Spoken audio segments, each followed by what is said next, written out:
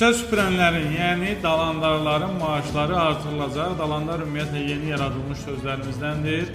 Küçələri süpürən şəxsləri belə adlandırırlar. Ümumiyyətlə bağ-bağçaya baxan şəxsləri də siz də istifadə edin. Bəli, əzizlər, Nazirlər Kabineti bununla bağlı müvafiq qərar verib. Belə ki, 2026-2028-ci illərə əhatə edən baş kollektiv sazişdə göstərilib ki, mənzil, kommunal təsərrüfat sahəsində çalışan şəxslərin əmək ümumilikdə ölkə üzrə orta aylıq əmək haqqı səviyyəsinə yaxınlaşdırılması istiqamətində tədbirlər görmək lazımdır. Yəni, əzizlər, mənzil, kommunal təsərrüfat sahəsində çalışan şəxslərin, o cümlədən küçə süpürən kimi tanıdığımız dalandarların maaşlarının artırılması istiqamətində addımlar atılacaq.